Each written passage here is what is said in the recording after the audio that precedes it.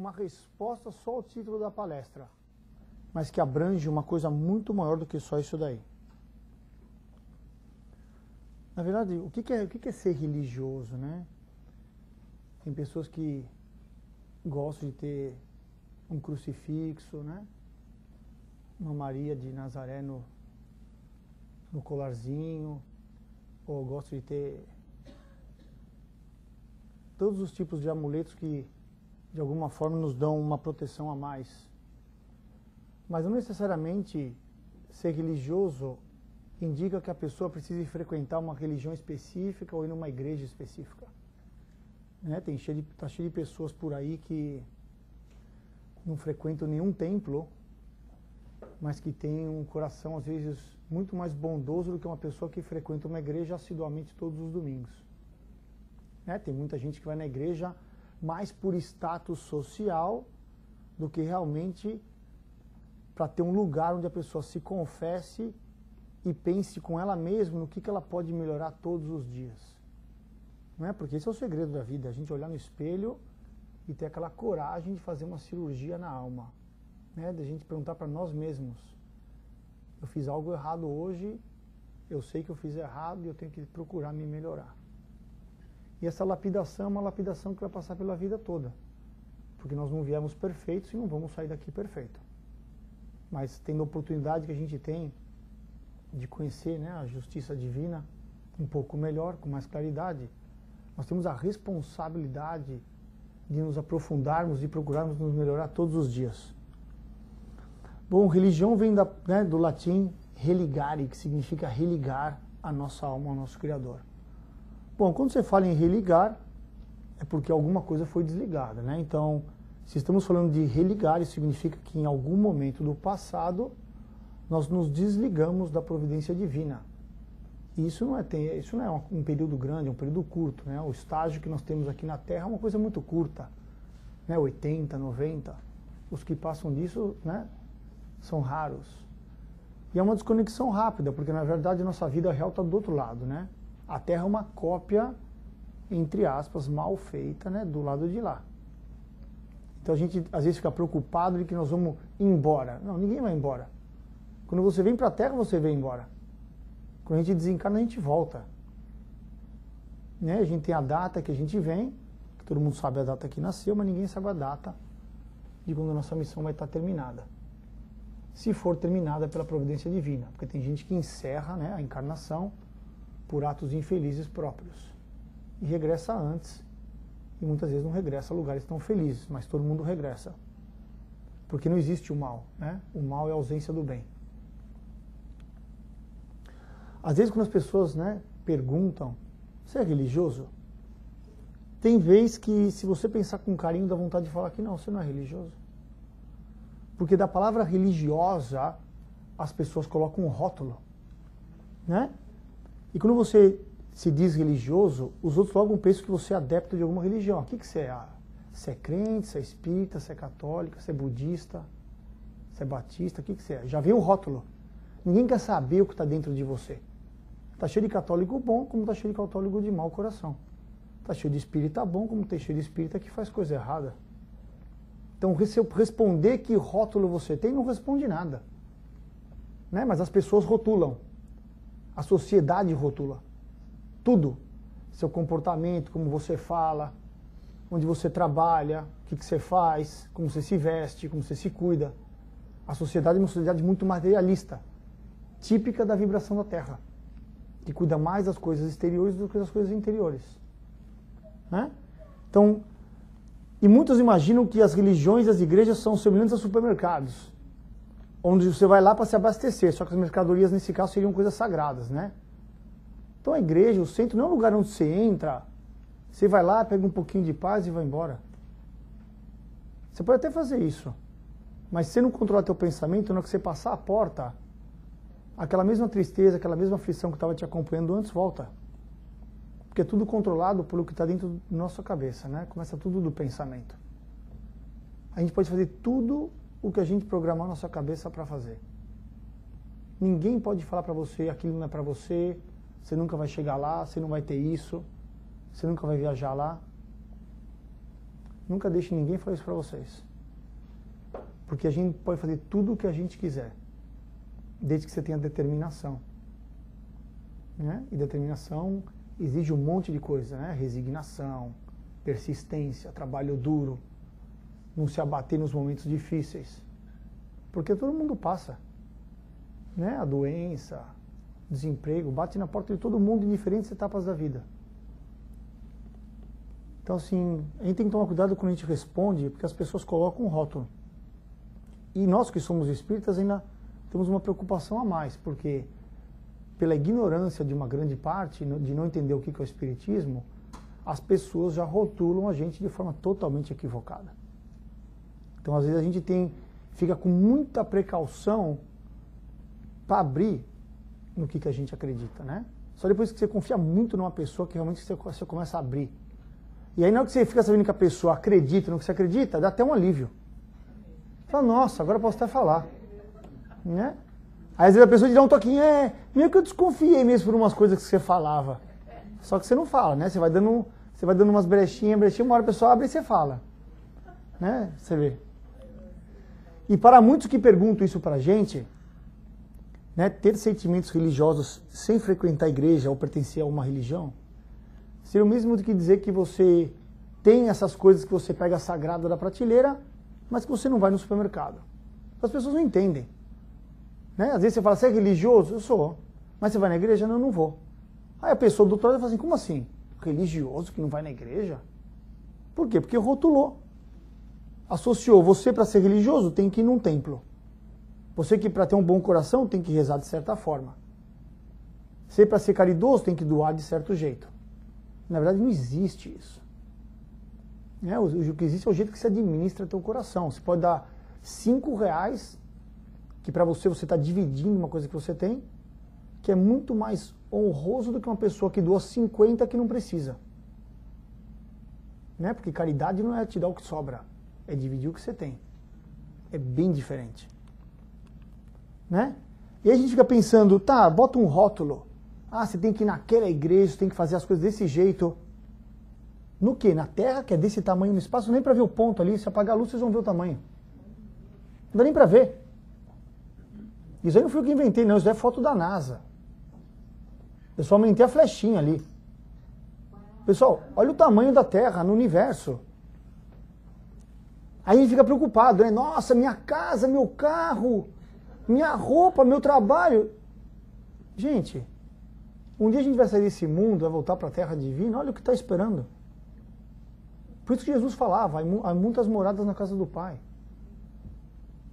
Tem planetas aí que são da mesma vibração que a Terra, de quinta categoria de prova e expiação. Como tem planetas aí que são maravilhosos. Mais avançados e até menos avançados. Né? Os mais pesados, né? Então assim, a gente fica muito preocupado com, ai meu Deus, eu vou falar o quê? Que eu sou como? Que eu frequento que igreja? Que eu falo como? Que eu rezo como? Fala o que está no seu coração. Se a pessoa que está te fazendo a pergunta gostar de você, a pessoa vai gostar de você do jeito que você é, vai te respeitar do jeito que você é. Né? Se nem Jesus agradou todo mundo, quem somos nós para tentar fazer o que o governador da Terra não conseguiu fazer? A gente tem essa mania de querer agradar todos numa resposta. Isso é impossível. Isso é impossível. A gente se desgasta quando você fala alguma coisa com um, aí tem 5 familiares que gostam e 2 não gostam. A gente tem que aprender a lidar com isso. Porque todos nós somos espíritos milenares, cada um tem seu jeito. Cada um vem com uma bagagem. Não dá para querer agradar todo mundo, querer que todo mundo pense como a gente pensa. Isso é impossível. Aí você fica se cobrando. Ai, desagradei fulana. Né? Ué, todo mundo tem que ter flexibilidade, tem que entender que cada um é diferente. Né? E vamos pensar que tudo que a gente tem não tem nada nosso. As pessoas muito comumente na Terra falam, isso é meu, eu tenho aquilo, eu tenho esse cargo. Nada disso é nosso. Nós viemos sem nada e retornaremos sem nada. Né? E vamos lembrar que Jesus não discrimina em nenhum lugar o usufruto de bens materiais. Não existe nenhum lugar que fale não trabalhe duro, não melhore de vida, não tenha bens para o seu próprio, né, conforto. Não tem nenhum lugar que fale isso. O que tem é, se você tiver a oportunidade de ser uma pessoa abastada financeiramente, não utilize esses bens para o orgulho. É bem diferente. Né? Nós estamos na Terra, todo mundo tem que trabalhar para melhorar. Então, assim, tem que tomar bastante cuidado até com o que a gente lê, né? E se a vida fosse somente aproveitar o máximo, vamos tirar vantagem de tudo, vamos juntar tudo, vamos comprar tudo. Esse filme da vida fica sem sentido, né? Porque tem muita gente que pode comprar muita coisa, tem gente que pode comprar nada. Tem gente que vem perfeitamente do lado físico, né? Pode andar, falar, ouvir, enxergar. E tem gente que vem tetraplégico numa cadeira de roda. Se esse filme fosse só da hora que você nasceu, a hora que você morrer, tipo assim, onde é que está a justiça divina? Por que tem tanta diferença no planeta? Então a gente não pode olhar as coisas com base numa encarnação só. Né? Todo mundo está vivendo aquilo que precisa viver para se melhorar. E claro, o esforço para estar numa situação melhor, isso é com cada um de nós. E a gente só tem duas metas quando vem aqui para a Terra. Simplesmente só duas. Evoluirmos, né, moral e intelectualmente e aprendemos a amar. Todo o resto é detalhe. Essas vão ser as duas únicas perguntas que nós vamos ter que responder com a nossa consciência quando a gente já não estiver mais no plano material. O que nós fizemos para amar melhor a nós mesmos e aos que estão ao nosso redor? E o que nós fizemos para nos melhorar? Moralmente e intelectualmente. Né? A Terra evoluiu muito no padrão intelectual, mas muito pouco na parte moral. Né? E as criaturas não são religiosas porque frequentam um templo religioso. E também não são religiosas porque têm um rótulo de religião. Tampouco porque tenham ou pratiquem esse ou aquele ritual no campo da crença. Isso não tem nada a ver. Né? As pessoas são religiosas pelo estilo de vida que elas levam. O que você pensa, como é que você age, como você fala com as pessoas. Isso é o que determina se uma pessoa é religiosa ou não. Devem existir, eu não conheço, mas devem existir muitos ateus de corações maravilhosos. Como existe gente super espiritualizada, quaisquer que sejam as religiões, de coração super fechado. Aí você começa a ver que não é tanto preto no branco, né? Tem um monte de área cinza. Como tudo no espiritismo. Não existe, essa pessoa está passando por isso porque é aquilo. Não existe isso. Cada caso é um caso. Né? A gente tentar descobrir o que uma pessoa está passando ou o que nós mesmos estamos passando, é como o japonês fala, é tentar olhar todos os lados de uma pedra no mesmo momento. A gente não consegue. Se você segurar uma pedra na mão, você só vê uma parte. Se você virar pedrinha, você só vê a outra parte. Assim é a vida. O único que vê o todo é Jesus.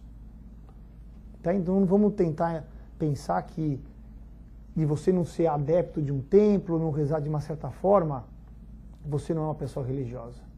Isso é rótulo. Né? A religião de verdade está no coração da gente. O que você pensa quando uma pessoa fala mal de você? Como é que você reage no momento de blasfêmia? Né? Como é que você reage com uma pessoa que às vezes você não engole muito? Aí que você vê quando você é religioso, né? A prática daquilo que a gente aprende aqui.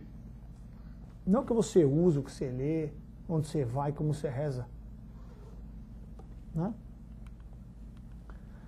E se a divina providência não confiasse em nenhum de nós, nós não teríamos em nossas mãos tarefas importantes.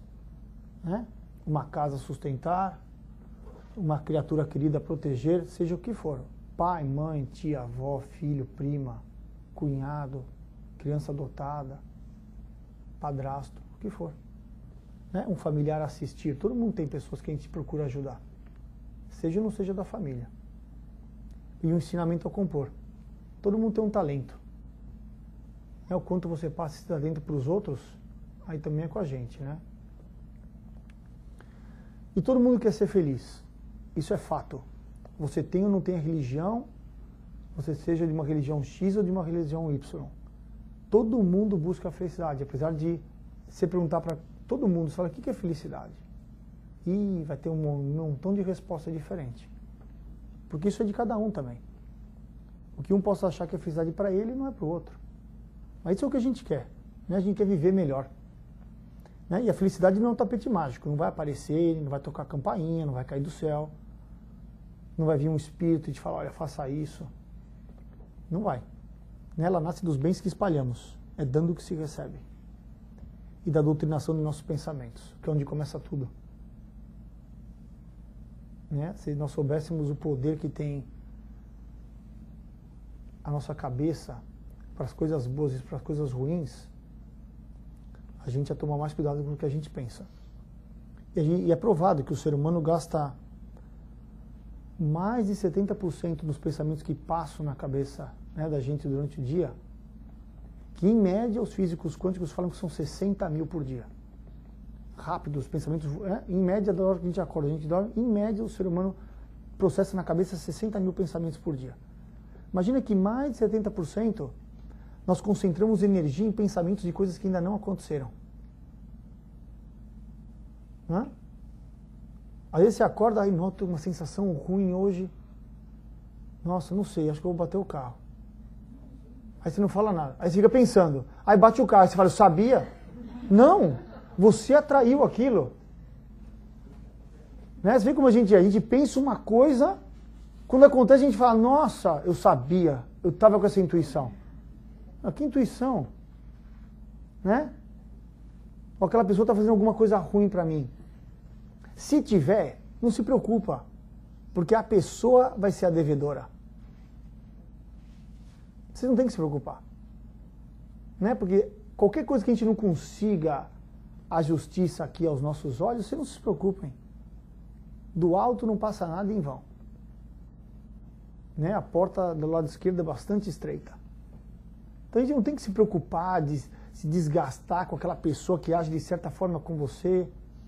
Mas você também não tem que ser bobo, né? Muita gente confunde espírita como tem que ser o cara que fica sempre chorando, aceitando tudo. Totalmente equivocado. Né? Você corta. Tudo que te faz mal, você corte. Você não precisa sustentar aquilo. Jesus será sempre incompreensível para quem quiser, né, salvação por merecimento próprio, riqueza ou sabedoria. Independente se você é religioso ou não. Se você achar que você não precisa de ninguém para te ajudar a nada, aí o que acontece, né? Para quem quer bastar a si mesmo, para quem acha que está bem, que é puro, ou que pode chegar a este estado, né, de pureza sozinho, né, a proposta de Jesus é bastante incômoda. Bastante incômoda. E quantas pessoas, né, a gente não pergunta, a pessoa fala, nossa, eu sou super bom. Né? Ou a gente vê uma pessoa e fala, nossa, aquela pessoa tem um coração. Aquilo que você está vendo. Né? Como aquela pessoa processa o pensamento dela, o que ela faz, quando você não está vendo, esses são outros 500. Então tudo que a gente tem de opinião, ou que a gente vê, é tudo relativo. É só uma parte, a gente não vê o todo. Né? Mas Jesus é incômodo para essas pessoas. Por quê? Porque te exige mudança de postura, né? Revisão dos valores. Você não atacar uma pessoa quando você é atacado. É bastante diferente da rotina diária da Terra. Né?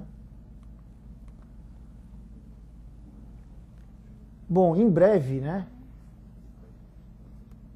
A Terra será liberada desses problemas que a gente vê no dia a dia. Né? Por quê? Porque a Terra está evoluindo. Hoje é um planeta de 5ª categoria e a gente está indo para um planeta de regeneração. Como era algum tempo atrás o planeta chamado Capela. Né? Então assim, esses valores que a gente vê hoje no mundo não vão continuar assim. Né? O Alto já está trabalhando todos os dias incansavelmente nisso. Né? E os filhos da Terra, né, estão sendo convidados a uma modificação. E essa modificação começa a gente mudar a nossa parte íntima, que é a parte mais difícil. Né? E a gente tem que se renovar nós mesmos, não é achar que o outro tem que melhorar, é a gente. Ninguém vai melhorar ninguém.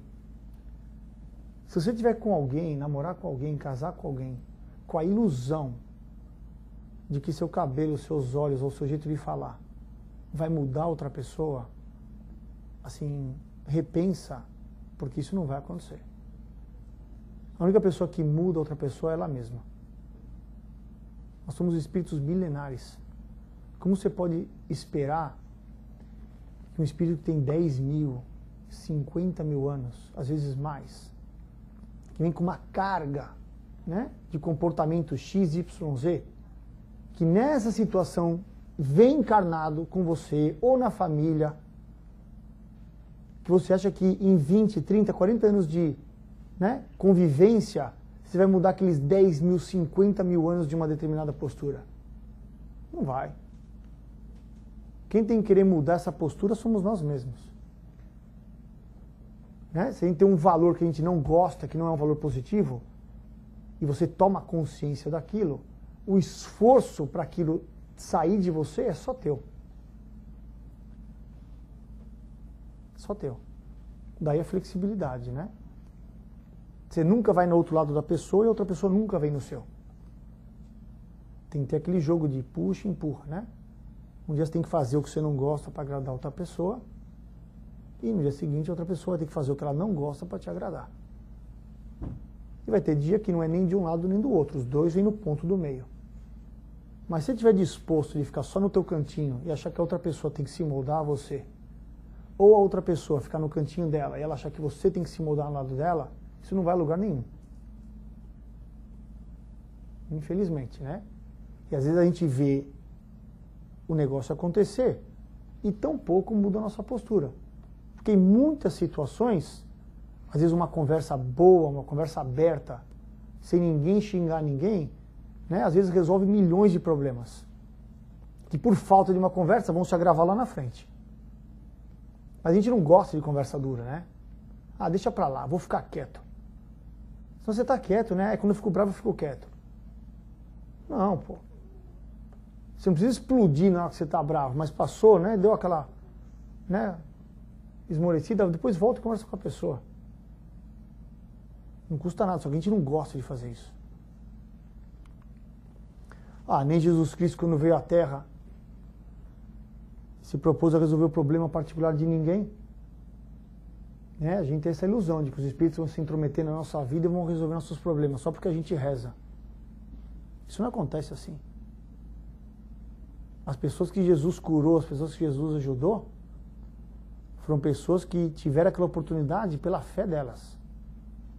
E claro, a parte áurica de Jesus, a parte da magnitude de Jesus, fazia o resto. É que nem vir no centro ou entrar numa igreja.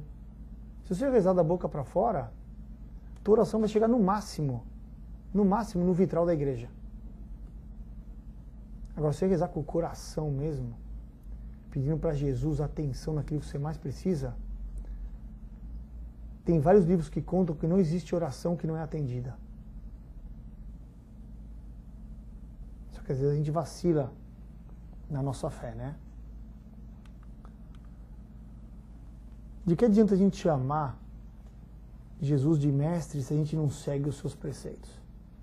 Né? Quando você chama alguém de mestre, professor, é por quê? Porque aquela pessoa está te ensinando alguma coisa para você melhorar, fazer uma coisa diferente, ensinando uma coisa nova na tua vida. Se você não seguir o que o mestre está te falando, para que chama de mestre? Né? Não espere dobrar a justiça de Deus pela quantidade das suas palavras ou de seus atos exteriores. Então não acha que se você daqui a 2 meses for 2 vezes melhor do que você é hoje, que vão vir 2 vezes mais de benefício para você. Que não é assim que acontece. O único caminho, né, que está aberto para encontrar graça diante de Deus é a prática sincera da lei do amor e da caridade. E é sincera, não é qualquer prática. Tem que ser feita com carinho. Quando você for ouvir alguém, é ouvir, não é escutar. Quando você for dar um conselho, é com a mesma honestidade que você iria que um conselho lhe fosse dado. Quando alguém te faz uma pergunta, seja honesto na resposta. Mesmo que a pessoa não goste da resposta. Não tente dar uma resposta para agradar a pessoa. Porque toda a verdade vem à tona, mais cedo ou mais tarde. E se você deu um conselho que não foi honesto, a sua consciência vai lhe cobrar. Não é ninguém. É a sua consciência. E a gente sabendo que tudo que se faz, se paga, né? Porque muitas vezes nos foi falado. A plantação é opcional, a colheita é obrigatória. Você pode fazer o que você quiser com o teu livre-arbítrio. Enganar, pular a cerca, roubar, manda bala. Só que esteja ciente e assuma a responsabilidade total pelos seus atos, né? Sem culpar a ninguém.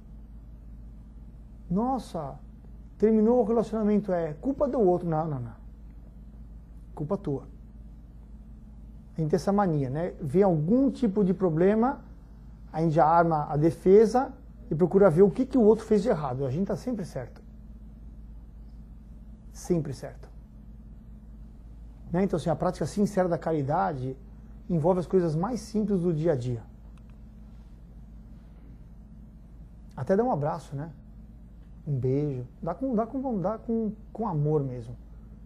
Não é aquele abraço tipo, putz, cara, que saco. Né? É melhor nem dar. Né? Os nossos olhos e corações precisam ser educados para que nossa alegria aumente. Né? Quando você olha algo, assim, é através dos olhos que você tem a primeira percepção do mundo. Né? Por isso que é importante para os mais jovens, para as crianças, quando se apresenta alguma coisa nova para um filho, né? Para um que for, um afilhado, uma criança, toma cuidado o que você explica sobre aquilo que você está apontando. Para a criança absorver o que for de mais puro naquilo que você está tentando ensinar. E só tem palavras, as palavras só fazem sentido se for fazer um mundo melhor. Né? Você saber falar vários idiomas, ou ser bom de bater boca, de brigar, assim, no que você está contribuindo para um mundo melhor? Para nada. Eu não levo o desaforo para casa, mas você vai levar lá para um umbral. Então é melhor nem levar para casa, nem para lugar nenhum. Não entra nessa vibração de, eu fiz isso, agora eu vou descontar, ou a pessoa me tratou assim, eu vou tratar igual. Não se preocupe. Né? Aí a resposta é, eu sou religioso sim. Quando alguém te perguntar, você é religioso? Você acredita em força divina? Você fala, eu sou religioso sim. Né? O universo é meu templo. Não é a igreja, não é o centro, não é o cantinho onde eu rezo na minha casa. Isso são todas ferramentas que a gente usa, né? Mas o universo é o nosso templo. O ruído das cachoeiras, o barulho do vento nas folhas do eucalipto, o perfume do jasmim, as cores do céu, as experiências que vivemos em vida são todas para nós, experiências do sagrado. Deus nunca foi visto por ninguém. Mas sempre que temos uma efêmera experiência de beleza e do amor, é como se nós tivéssemos visto Ele. Né? Num breve segundo, uma cintilação do sagrado. E às vezes a gente não sabe nem apreciar. Acontece coisas tão simples na nossa vida no dia a dia, coisas boas, mas que a gente toma como que sendo, isso é coisa ordinária, coisa do dia a dia. Mas tem muita coração e com a mente mais aberta para prestar atenção nos detalhes. Né? Não espere para um futuro distante determinados eventos que, de acordo com o seu ponto de vista ou da população da Terra, prenunciam o fim do mundo. Né? 2012, nossa, vai acabar o mundo. Está aqui, 2014. E a vida está mais louca do que 2012. Então assim, não vai acabar o mundo em 2020, não vai. Jesus não fez tudo isso para destruir assim. Não vai vir uma onda que vai cobrir Nova York, não. Né? Você assiste o filme e depois fica vindo na janela, cadê a onda? Né? Não vai vir onda nenhuma. Né? O que vai morrer na Terra é o sistema atual, é a forma de se pensar. né? São os baixos padrões morais. É isso que vai morar, isso que é o fim do mundo. Quando se fala que vai ter o fim do mundo. É quando a Terra passar de planeta de expiação e prova para planeta de regeneração, o que vai acontecer é vai existir um corte. Os que não são tão bons já não vão mais fazer parte do novo planeta. E é isso que vai morrer. Né? Aquele pensamento de querer enganar, de querer trair, de querer roubar, de querer levar vantagem, é isso que vai morrer. Esse é o que é o fim do mundo. É o fim desse mundo, do mundo de padrão baixo. Né? E a transformação já se opera. Tem livros espíritas que contam que já está assim a todo vapor a transferência de espíritos ruins a planetas de baixa categoria, pior do que a Terra. A todo vapor. Sem parar, 7 dias por semana, 24 horas por dia, 365 dias por ano. A limpeza está acontecendo a rodo. Né? Porque é chegado os últimos tempos. O que é isso? É aquela última chance dos espíritos baixos encarnarem na Terra para tentarem se redimir. É a última chance. Por isso que as coisas têm aquela aparência de que está piorando. Claro, tem um ditado americano que fala before it gets better, it's gonna get worse. Né? Então, a gente vai sentir a coisa puxando para depois melhorar. Por isso que agora é a hora de todo mundo se ater firme nos preceitos de Jesus. Para você não ser avassalado por essa pressão que vai vir na Terra. Porque se você pensar, se olhar, a cada ano as coisas parecem que estão mais fora do nosso controle. Ou pelo menos comparados com a nossa época, né? Naquela mesma idade de um jovem, por exemplo. Né? Tipo de atividades, o que eles fazem, como se comunicam, tudo. Eventos, né? Entorpecentes, tudo. Você fala assim, meu Deus, onde é que vai parar? Por isso que o ideal é procurar dar o máximo que se puder de guia para uma criança, para um jovem, até que ele atinja seus 14, 15 anos. Porque aí é quando vem à tona o que é o espírito mesmo daquela criança. E Jesus, para nos ajudar, coloca uma cúpula nas crianças. Né? Na verdade, são 2 cúpulas. Uma que mais ou menos é retirada quando a criança tem 6, 7 anos de idade. E a segunda quando tem 13, 14 anos. Por isso que os pais falam, nossa, meu filho agora é outro. Não, não é outro não, amigão. Agora é o verdadeiro espírito que está ali. E aquela cúpula ficou ali para 2 coisas. Proteger a criança que é inocente de embuste e ciladas do mal. E de te dar a chance de você operar naquela criança nas primeiras oportunidades que você percebeu uma má tendência. Né? Como uma florzinha, começa crescendo com o caule pequenininho, você viu que começou a inclinar para a esquerda, você tem que botar uma cordinha e puxar para a direita. Porque na hora que o caule engrossar e crescer, já não vai ser a cordinha que vai arrumar. Vai ter que vir com motosserra. E às vezes nem com motosserra, né? Aí você tem que deixar para Jesus, para a vida cuidar. Por isso que é importante, né? Criar, entre aspas, naquela linha dura. É uma linha dura, que linha dura é essa? Uma linha dura de respeito, de valores duros dentro de casa. Né? Até o momento que você possa, porque depois de um tempo, né? Filho, filha, com os pais é igual arco e flecha. Você sempre puxa junto, mas um dia você tem que soltar. Os filhos são do mundo. Só que o ser humano é muito possessivo. Esse é meu pai, esse é minha avó, aquele é meu tio, esse é meu irmão, esse é meu amigo, não é teu, esse é meu amigo. Ela é mais amiga minha do que sua. Né? Tem gente que é tudo para nós, tudo muito egocêntrico, né? Bom, e esse tempo para a gente mudar é agora. E não é amanhã.